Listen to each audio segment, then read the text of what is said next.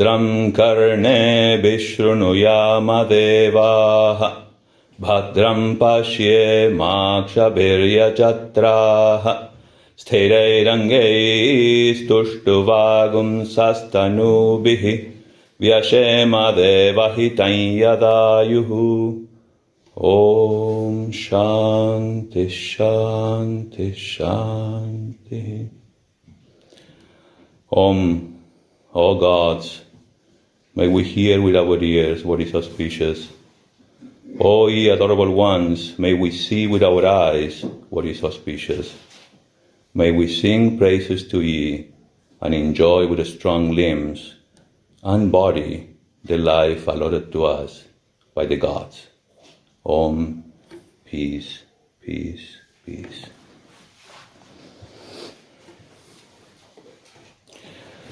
Pratyaham pratyaveksheta narascharitamatmanah kinnu me pashubhistulyam kinnu satpurushairiti.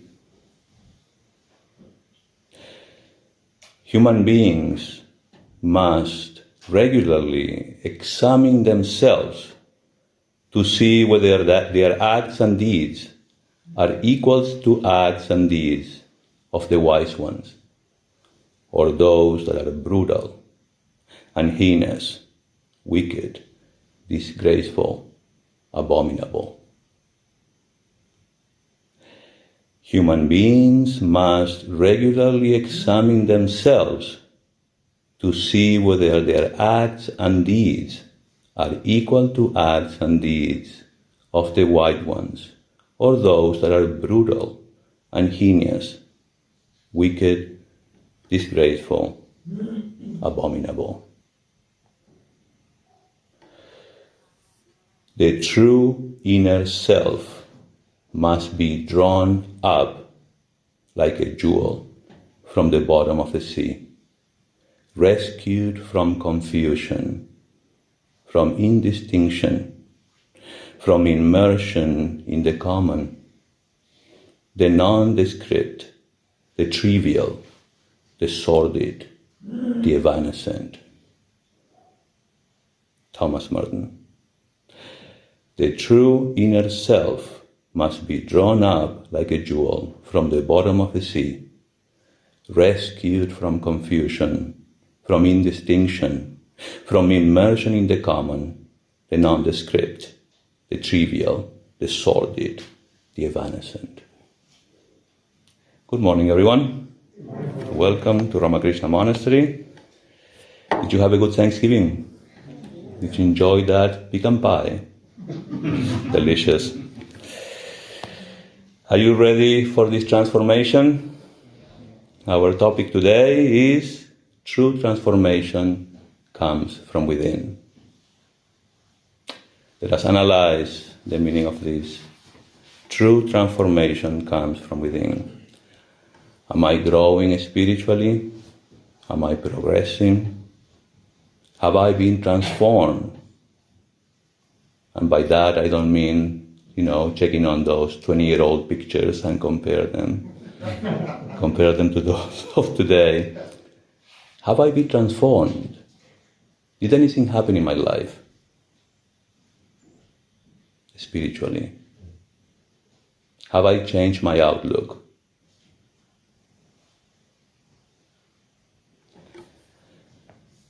Am I the same person from the moment I decided to start my spiritual journey? Do you stop to ask yourself these questions? Have I already experienced that spiritual transformation? I mean that radical human change that affects our personality and our relationship with what we consider sacred. That radical human change that affects our personality and our relationship with what we consider sacred. That fundamental change in the way I look upon the sacred. That ultimate concern and how it affects my life and my character.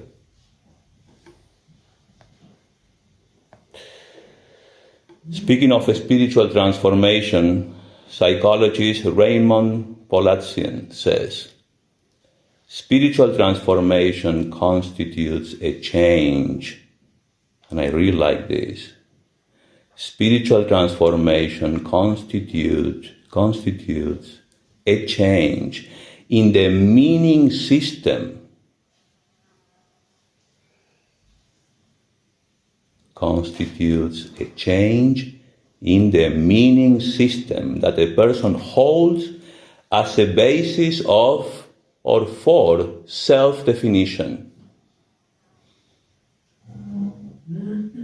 The interpretation of life and overreaching purposes and ultimate concern. Spiritual transformation constitutes a change in the meaning system. What is the meaning I give to my life? To myself and to others. A change in the meaning system that a person holds as a basis for self-definition, the interpretation of life, and overreaching purposes and ultimate concerns. Thomas Merton says, our real journey in life is interior. It is a matter of growth, deepening, and of an ever greater surrender to the creative action of love and grace in our hearts. Of course, this is in a very poetic and religious language. That's Thomas Merton for you, but I really like it. Our spiritual journey in life is interior. But for a spiritual transformation to take place, we need to go through a process. Don't you think? Is that so easy? We could actually. If only. For that spiritual transformation to take place, we need to get through a process that starts with information. Just like when we were kids, we are introduced to a God or meaning, values in life. We need information. Then followed by a formation and ultimately transformation. We need to go through a process that starts with information, then followed by the process of formation, and ultimately the transformation happens. In the formation phase, there is a structure, a system that helps that transformation. In the formation system, the structure is the application. Information, even though essential and important, doesn't transform us. It doesn't do the work. Information is the foundation of the formation process, which will eventually lead us to that transformation. Transformation is when we see the ultimate changes in a person's life and character. Transformation is when we see the ultimate changes in a person's life and character. In religious language, we can say when God's Spirit enters in your heart. Transformation is when God's Spirit takes over and we simply become instruments in His hands. There is maturity, there is deepening and understanding, there is acceptance. We can say there is maturity when we choose to have healthy and conscious relationship with reality. We can say there is maturity when we choose to have a healthy and conscious relationship with reality, even when it's not appreciated, when we just don't like it. Christians put a lot of emphasis in humility as the foundation for transformation. Humility, the foundational attitude of authentic spiritual transformation. Merton says, it is almost impossible to overestimate the value of true humility and its power in the spiritual life. For the beginning of humility is the beginning of blessedness, and the consummation of humility is the perfection of all joy. Humility contains in itself the answer to all the great problems of the life of the soul. And when I want you to think about it, humility, yes. It is the only key to faith with which the spiritual life begins, for faith and humility are inseparable. In perfect humility, all selfishness disappears. In perfect humility, all selfishness disappears, and your soul no longer lives for itself or in itself for God. And it is lost and submerged in Him and transformed into Him.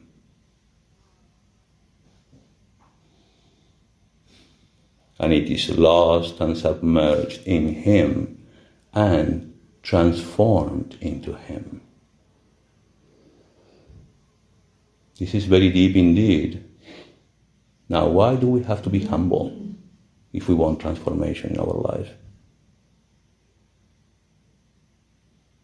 As long as we are not masters of ourselves, as long as we don't fully understand what a spiritual life is all about and be able to apply it in our life, we have to be humble. And I may say, as long as we live in a human body, keep it humble.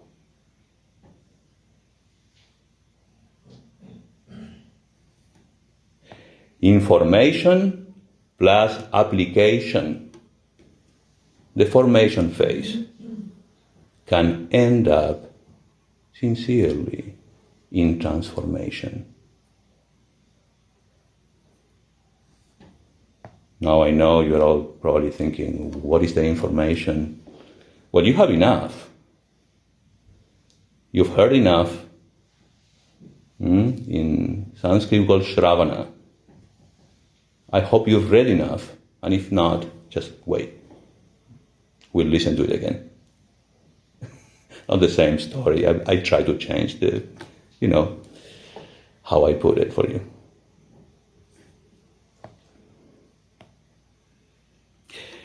But if transformation is to become truly spiritual, then we need to accept certain aspects of ourselves and our life. We have to bring everything up to the surface. There has to be acceptance of our reality. Whatsoever is there, accepted without any condemnation. Acceptance is transformation, because through acceptance, awareness becomes possible. We need to accept our humanity, as well as our animal side. As human beings, we experience the world through the senses. And when it comes to that, there is basically no difference between our experience and that of an animal. But the difference is that human beings have their intellectual capacity and reason absolutely private to them. I'm making it easy for you. That's the difference. The capacity to understand subtle things about ourselves and to question fundamental aspects of life, this is only private to human beings. Go and ask Raja about it, our dog. Give me food. That's all he will say. Or take me for a walk. Simple. But us, we can think. We can discern. The capacity to understand subtle things about ourselves and to question fundamental aspects of life. As human beings, we are evolving beings. We can keep growing in understanding and expansion. Are you the same person? Your understanding of life, all your struggles that brought you here, good and bad. You have changed. You have grown. From the material, physical and mental, to intellectual, inspiration and spiritual. From the material, physical and mental, to intellectual, inspirational and spiritual. We discover other means of enjoyments when we engage in intellectual activities and spiritual inspiration. We can discover a whole new world. We are evolving from our animal instinct, from our animal self to our spiritual self. From the animal man to man. From man to a better man. From a better man to a spiritual man. And from the spiritual man to God. I love it. But we should all take the time to be aware of this. Pratyaham pratyaveksheta narascharitamatmanaha kinnu me pashuvistulyam kinnu satpurushairiti. I have to scrutinize myself and understand the gravity of my situation.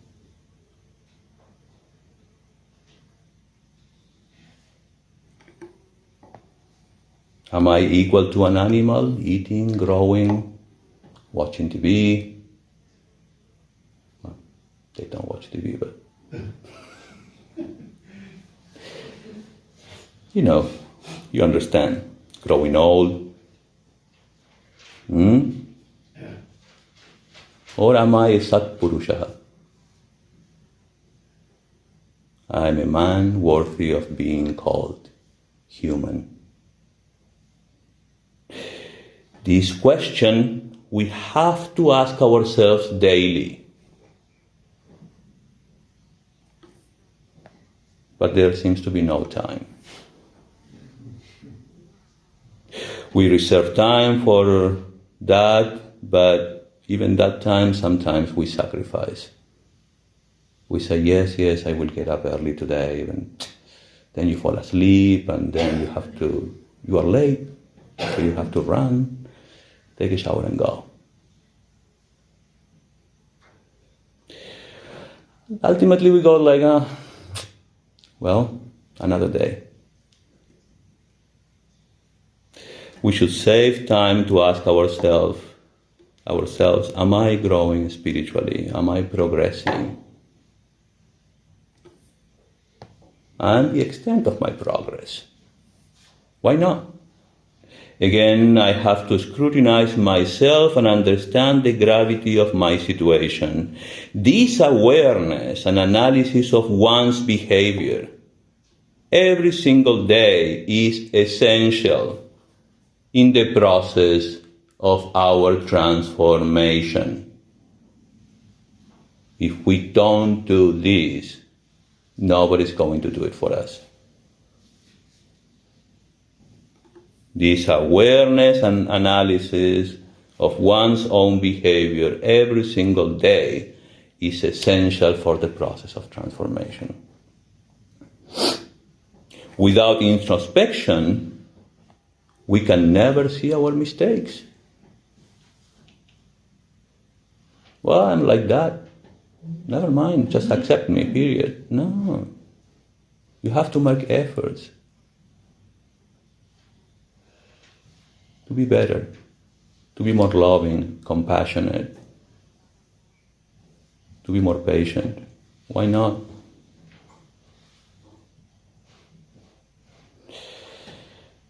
After all, everything cannot be the way you want. And it is not. You know that. Every day one should introspect one's own behavior and see what are the qualities in me that resemble to an animal.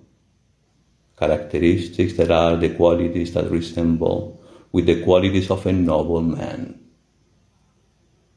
or human. What's the gap between the ideal and the reality in my life? How much I am expressing of what I know. That information we talked about. Am I making efforts? In my life, if my life is led in a coherent way, I have to apply what I know. I have to be coherent. Am I being honest with myself and the lifestyle I choose to have? Am I being consistent with my values? What is the state of my mind? Where am I? We should say, who am I, right? In Vedanta. We read Ramana Maharshi, who am I? Ask yourself, who am I? I like to ask myself, where am I? First. Call yourself. Where am I? Am I here or somewhere else?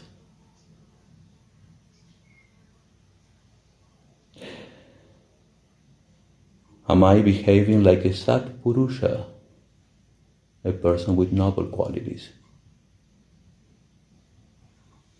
Okay, enough. Now, what happens to us? For those who intend, who are or intend to be in a spiritual path, we feel that our life, and this is true actually, tell me if it's not, we feel that our life is split into two. What is and what is not spiritual.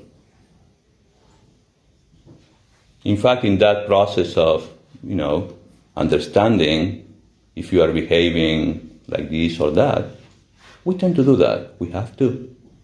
Is that natural? Yes. But this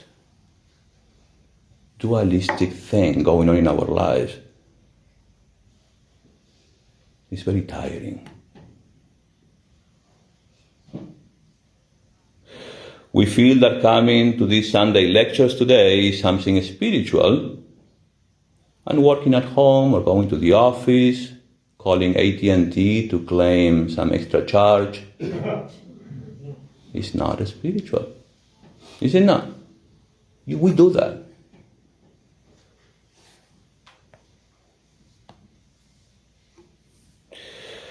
We feel as dedicated, committed spiritual practitioners that all we want, as we sometimes put it, among us, even among our brothers here, that we don't want to come back here. We don't even know what that means, but we don't want to come back to this world.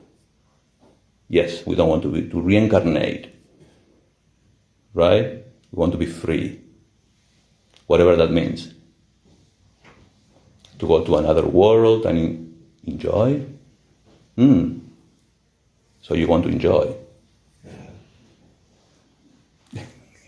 Yes, why not, right? We want peace, we need peace. That for sure.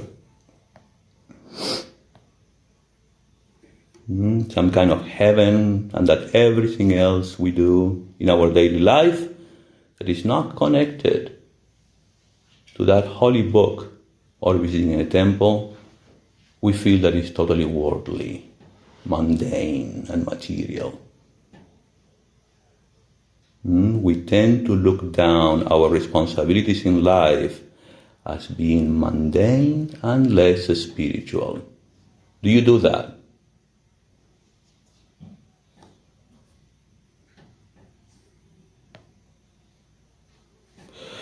We are living in a divided interpretation of what is sacred and what is not. Why can't we give the same importance to these two seemingly different activities, spiritual and material? I go shopping sometimes. I go to Costco, Trader Joe's. Yes. I don't go like this, wearing my robes. And sometimes I run into devotees and say, Swami, is that you? And I'm like, yeah, that's the same me. And God, the people tend to scan you like, you're wearing pants. What is wrong with you? And then probably they must think, after all they are like me. We are humans. And yes, I am also human. Like you.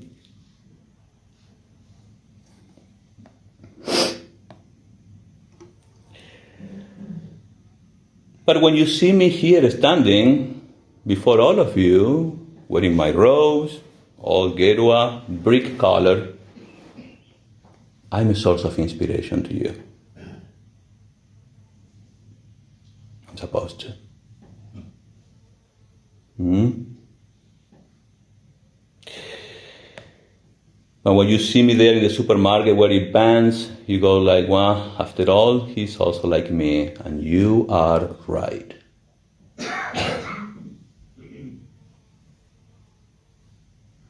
We need to superimpose holiness and spirituality upon things or people to feel connected. And that's what we do when we go to church. That's what we do when we see a picture of a holy man. Don't you? And this is absolutely natural in our human experience. It's normal. But this division, we keep doing that. The same happens in our life and our activities. We tend to divide them into those that are sacred and those that are not. But even though we understand the importance of the sacred, for some reason, we get lazy. Oh gosh, it's so hard to think of the sacred. What do we do? We go like, well, after all, it's nothing but a phone, or we mistreat it, we don't give proper respect, we stop seeing and perceiving the sacred.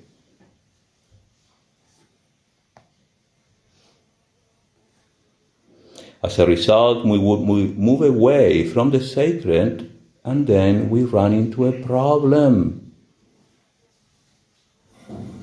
As a result, we move away from the sacred and we run into a problem. We are conflicted. And also our priorities get confused. What am I supposed to do? I have to pay the bills after all. So the Swami and the priest here is telling me that I have to think or transform everything. But I have to pay the bills, so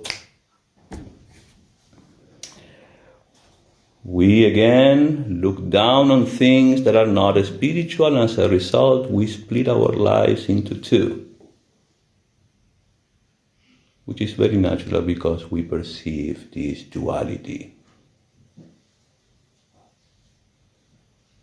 We fear this duality, we get frustrated, we give up.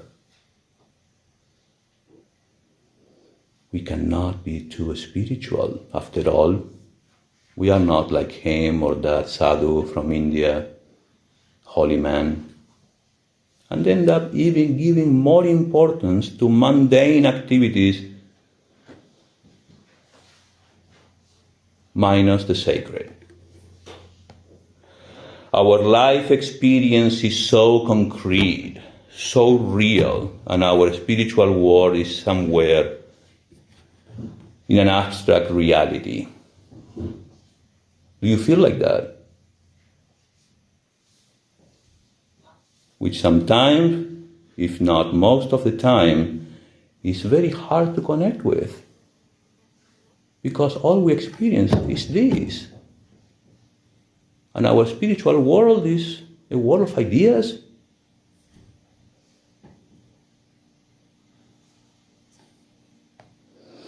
We get so busy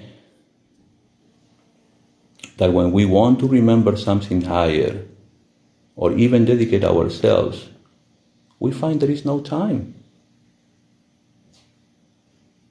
We don't seem to stop being busy and keep postponing. What is supposedly spiritual, and in the end we probably end up doing neither one nor the other. Because we are conflicted. We can't pay total attention either to one nor to the other. Does that happen to you in your lives? No judgment, but I bet it does. We all get frustrated. We keep postponing, and time goes by. All of a sudden you are 50, you are 60. Tuck, tuck, tuck, tuck, day by day, day after day. And the winter season comes, and you know what I mean. For those who are in the autumn season. Next comes winter. And what have we done? There is hope. Wait. Our faculties wear out as well. Our so-called mundane life takes so much of our time. We make so many commitments just in case. As if we would live forever. But we forget something that is very crucial in our lives. And maybe it's the reason why you're all here today. It's because without spiritual support, our life seems miserable and so hard to deal with, so hard to walk the path, so hard to live.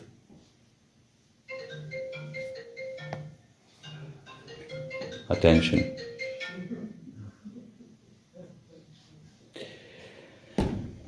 Why do we forget?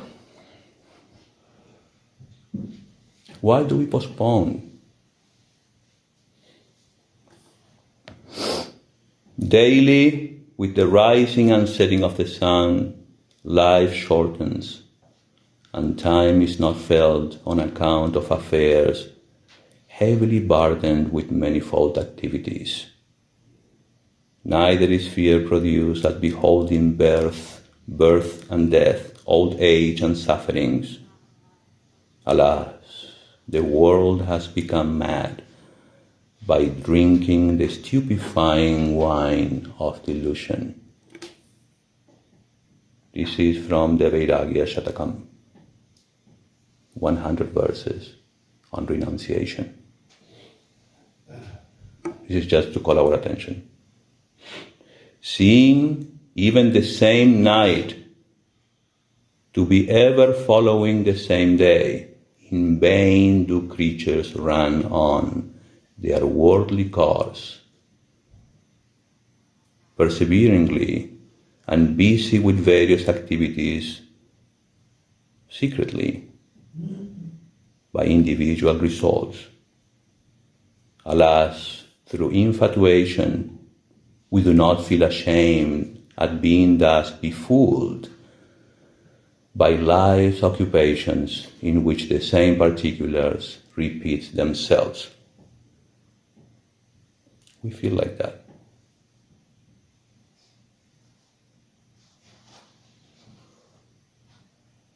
Days go by and we get busy. We get busy with something we consider non-spiritual.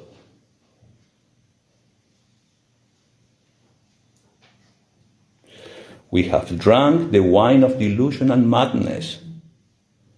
We cannot find time to think about the fact of life. What is the fact of life? Well, I love the way the Tao Te Ching puts it. You know what Tao is? It's very close to our philosophy, if not the same. The Tao that can be understood is not the eternal cosmic Tao, just as an idea that can be expressed in words is not the infinite idea. Did you follow me? The Tao that can be understood is not the eternal cosmic Tao, just as an idea that can be expressed in words is not the infinite idea. And yet, this ineffable Tao is the source of all spirit and matter. Expressing itself, it is the mother of all created things. Not to desire material things is to know the freedom of spirituality, and to desire them is to suffer the limitations of matter. Yet, these two things, matter and spirit, so different in nature, have the same origin. And this is where I'm going. This unity, says Lao Tzu, is the mystery of mysteries. Pay attention. This unity is the mystery of mysteries and the gateway to spirituality. Let's try to analyze this. Do you want me to repeat it?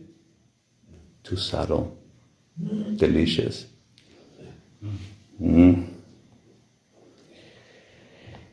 Yet this ineffable Tao is the source of all spirit and matter, expressing itself. It is the mother of all created things. Not to desire material things is to know the freedom of spirituality. So hard. And to desire them is to suffer the limitations of matter. So tough. Yet these two things, matter and spirit, so different in nature, have the same origin. This unity is the mystery of mysteries and the gateway to spirituality. I would say the gateway to our transformation.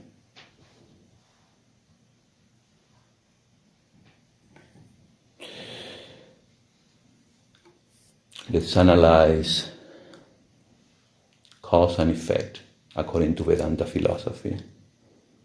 I don't want to get a little technical here.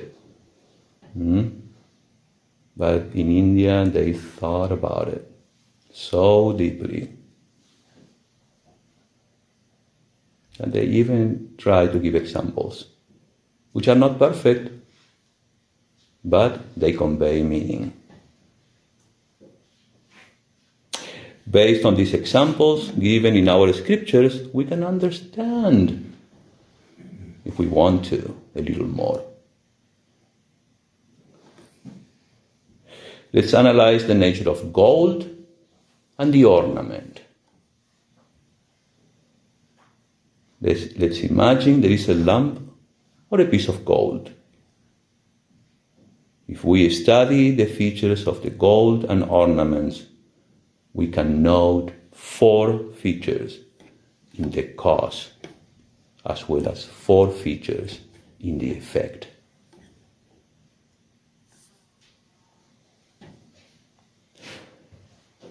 Gold is one. It's a piece of gold.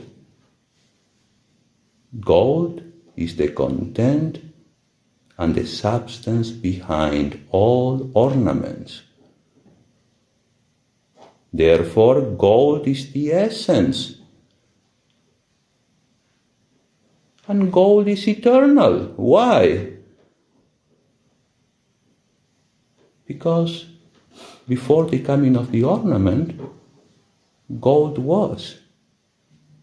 And after the coming of the ornament, gold is.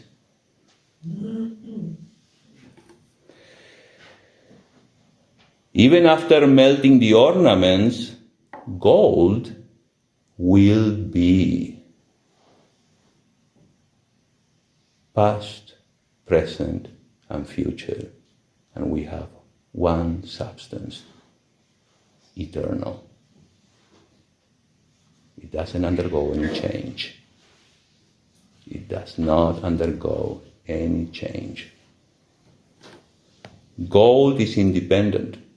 It exists by itself, even without the existence of any ornament. Is it true? Therefore, it is also independent. Thus, gold is one. Gold is the essence. Gold is eternal. Gold is independent. What about the ornament? Tell me.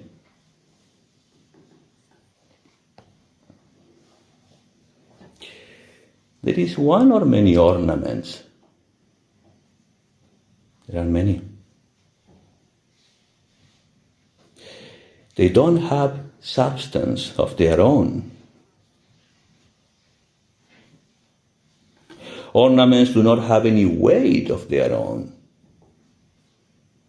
The weight of the ornament belongs to the gold. How much does it weigh?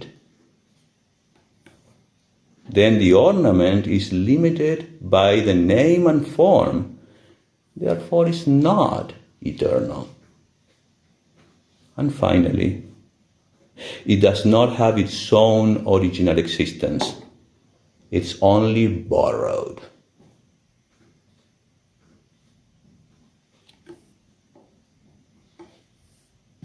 Gold.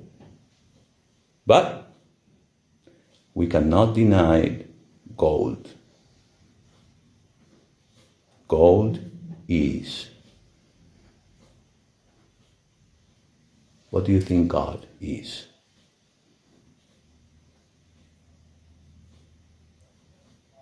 And where do you find him? Somewhere in the clouds? Somewhere in heaven, waiting for us? Look at us. Wherever the ornaments are, there itself gold is. Look around. Behind the temporary ornaments, the permanent gold is hidden. Similarly, behind this temporary universe, the infinite is hidden in all of us.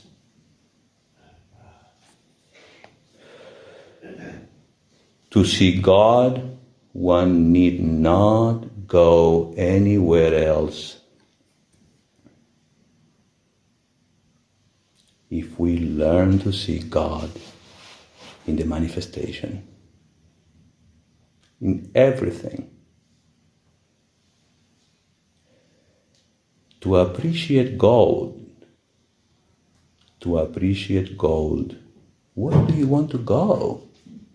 What are you waiting for? There is no ornament without gold.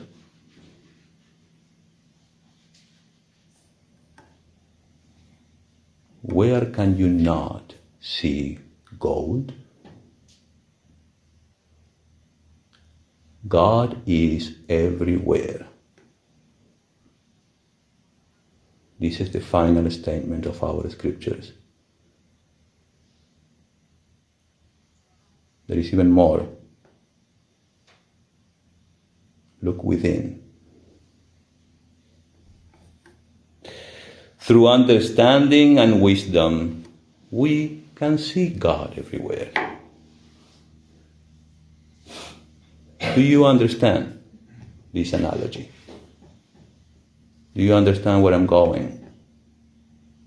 To put an end to this division, seemingly division in our life experience. Now let's talk about the practice, the transformational practice that I brought for you. Yajñartha karmanonyatra lokoyam guru karma bandhanaha tadarthar karma kaunteya mukta sangha samachara. This is the verse number 9 from chapter number 3 from the Bhagavad Gita. The world is imprisoned in its own activity. And I love this. Seriously. It's so revealing. The world is imprisoned in its own activity except when actions are performed as what we call yagna. And this is the secret. The world is bound by actions other than those performed for the sake of yagna. What is yagna? Yagna literally means sacrifice. It can also mean devotion. It can also mean worship and offering. Yagna.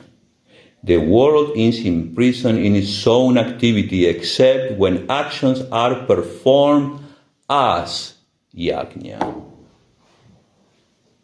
And this is the secret and the gate out of this. Yagna is the ritual of sacrifice. You know, in ancient India, and even now, they used to perform all these sacrifices in front of a fire. They are rituals. But they were filled with meaning. It was a symbol filled with meaning. Prayer, praise, and worship.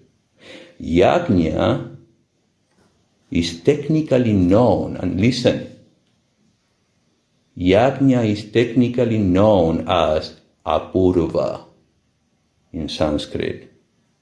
Apurva means the unseen and inexplicable force. The unseen and inexplicable force. Literally, apurva means never before, because it did not exist before the rite, before the ritual. It came into existence as a consequence of the ritual, as a consequence of yajna, as a transformation.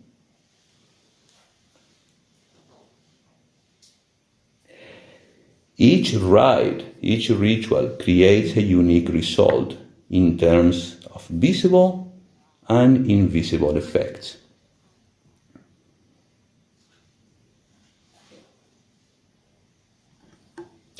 This is called apurva, the never before, the inexplicable force.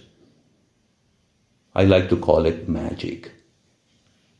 The magic that happens when you do things in the right spirit,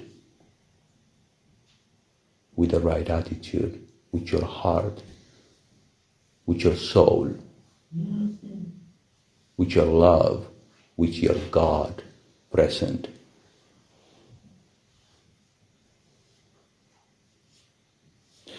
Work performed with the right frame of mind gets converted into yajna. Yajna is apurva.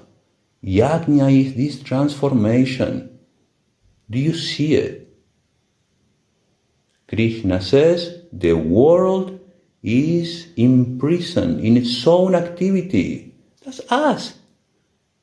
Except, he says, when actions are performed as yajna.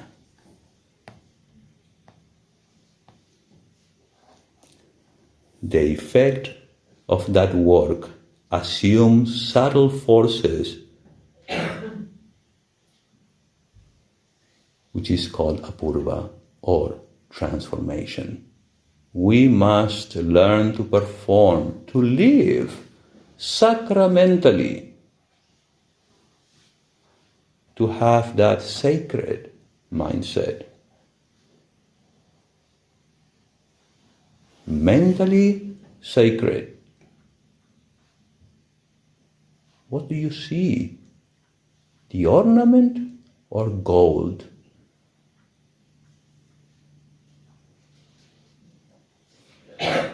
I like to call it attention with intention.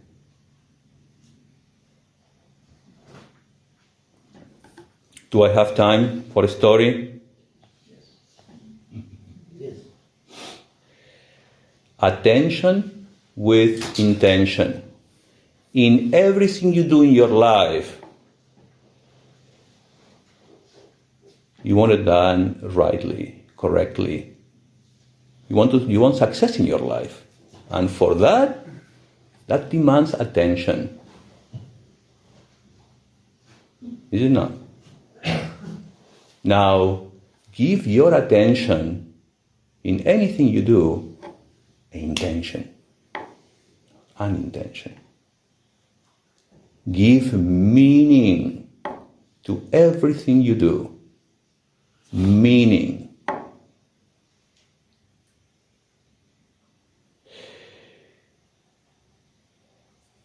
The idea is conveyed in the following story. This idea of complete self-sacrifice is illustrated after the Battle of Kurukshetra. The 5 Pandava brothers performed a great sacrifice, a ritual, and made very large gifts to the poor. Usually it's with food and gifts. It's like a big party. But sacred, meaningful. And after that, you give away gifts to those who participate. It's called the Great Rajasuya Yagna.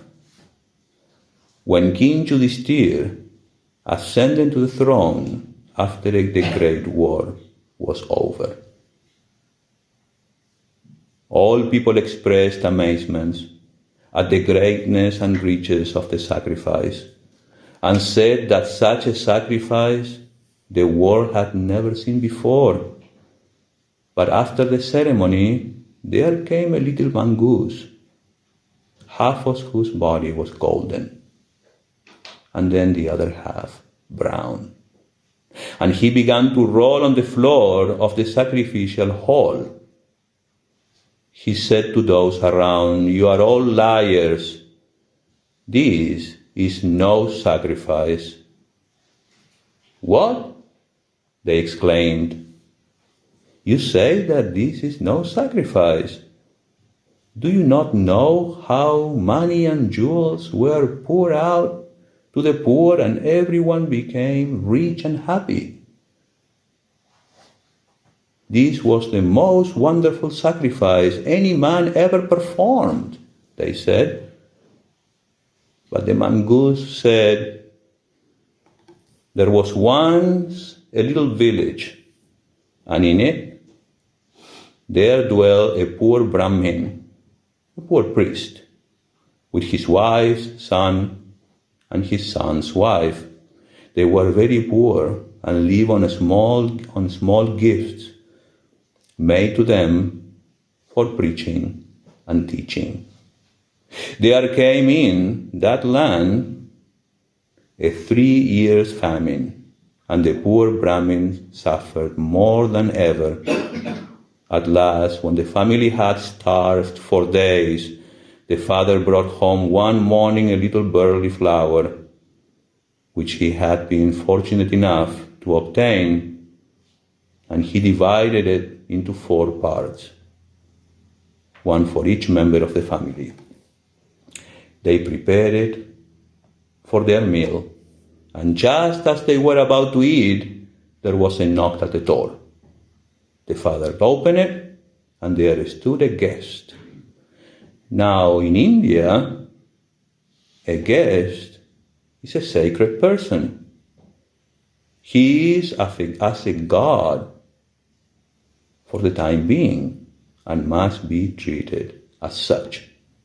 So the poor Brahmin said, "Come in, sir, you are welcome."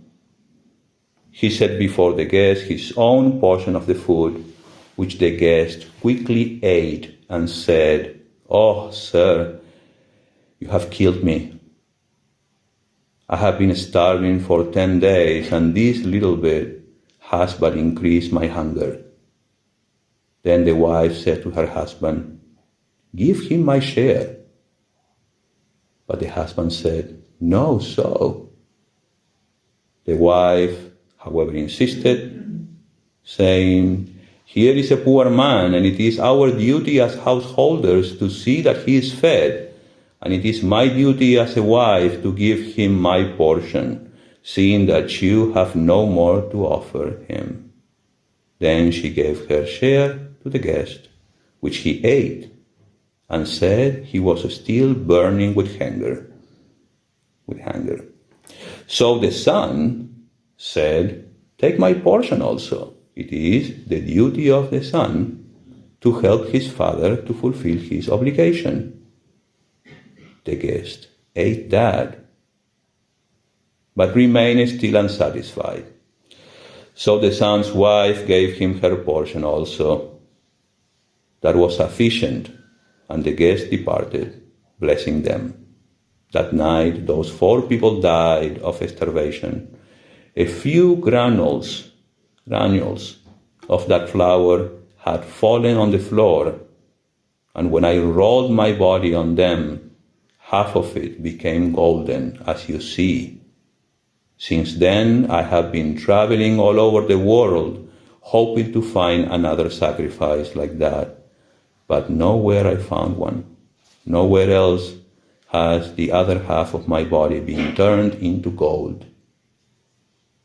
That is why I say this is no sacrifice. What is the meaning? What is the moral of the story? Why this is no sacrifice? I leave it up to you.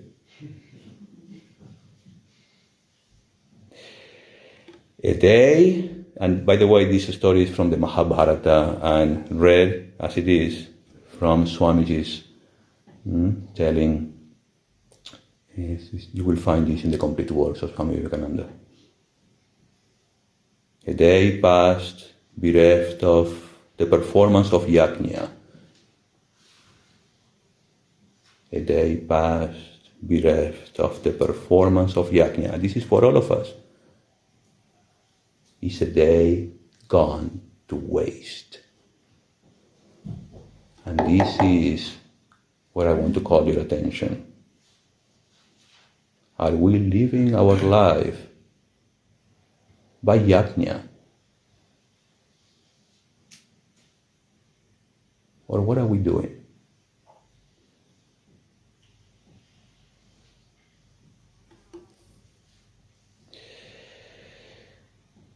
If He is present, if you make it a point for Him, our God, to be present,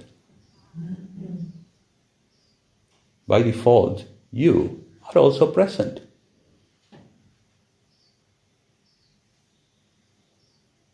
You bring Him here, you bring Him to your life, you bring meaning to your life. And therefore, in your alertness, your attentiveness, you are with Him in whatever you do. You can turn any single activity into sacred. If you invoke His presence, then only transformation happens. You can turn anything into that. It's called yoga. Do you understand now why transformation comes from within?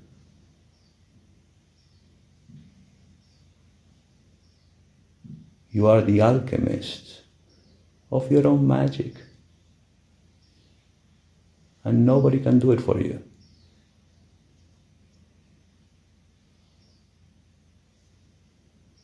Tao is with you. Tao is in you. Let it express. Be aware of it. You just need to change your mindset. That transformation is called Yagna. Attention with intention. The magic comes to you. There is Yagna when there is God, when there is meaning and intention in your life, in everything you do. You give life, you infuse life to everything you do when performed as Yagna.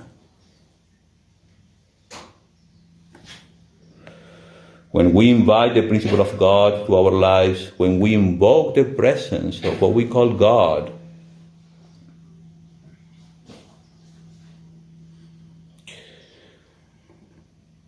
in chapter number 4 in the Bhagavad Gita, verses 30 and 31, Krishna says, all these are knowers of Yagna, having their sins consumed by Yagna, and listen, having their sins consumed by Yagna, and eating of the nectar, the remnant of Yagna, they go to the eternal Brahman. See the language. What is the meaning?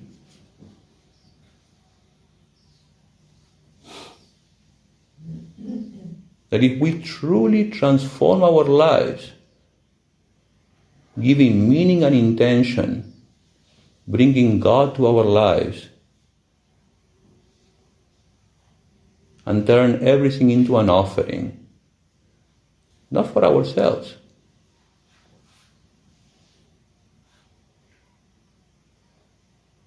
Then this is transformational. Sin is what makes you forget. That is called sin. Sin is what makes you distract yourself from the truth. What makes you feel divided into this is mundane, this is spiritual. Do you see it?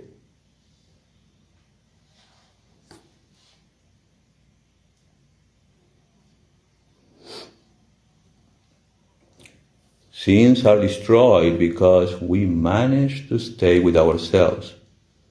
We manage to stay focused. We live mechanically.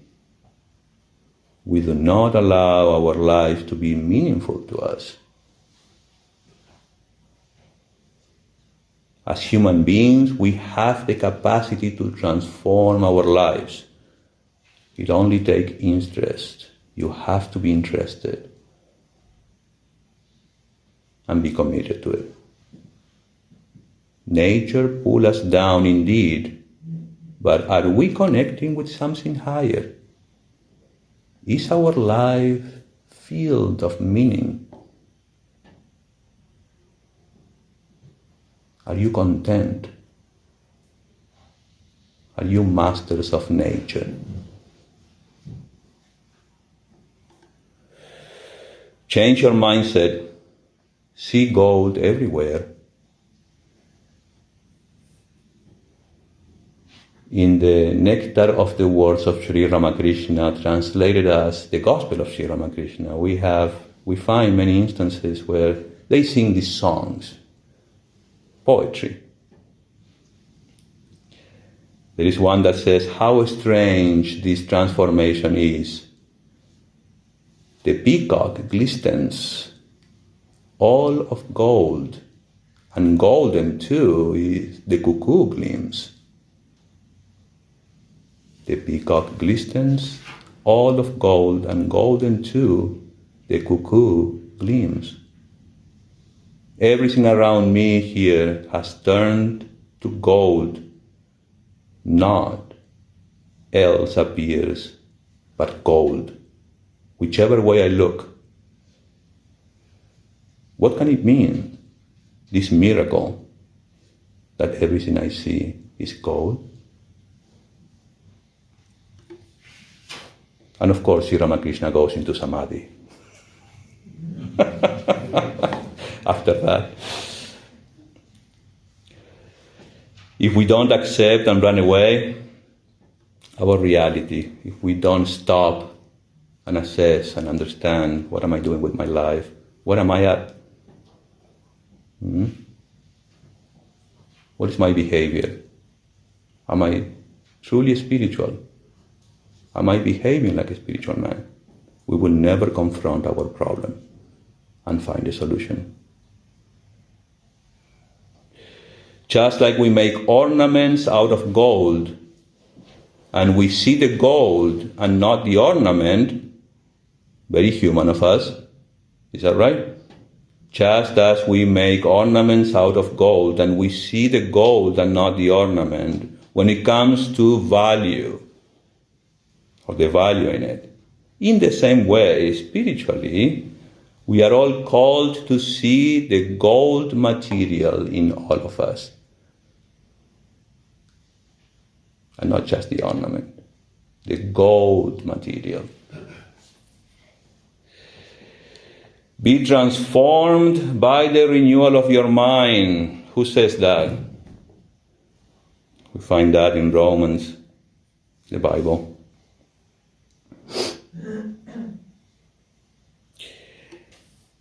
Sri Ramakrishna says, a man sets milk in a quiet place to curdle, and then extracts butter from the curd. After once extracting the butter of devotion and knowledge from the milk of the mind, if you keep that transformed mind in the water of the world, if you change your outlook, if you change your mindset, it will float in the world unattached.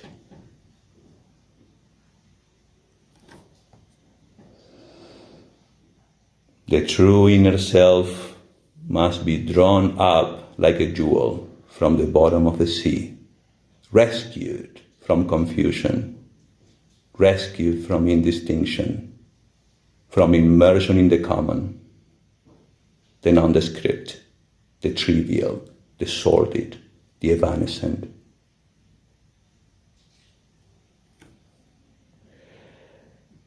How strange this transformation is, that everything I see is gold. Thank you.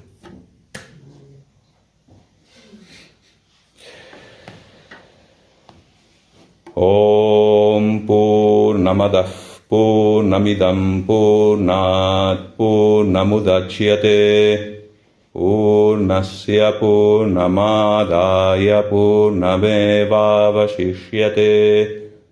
Om Shanti Shanti Shanti.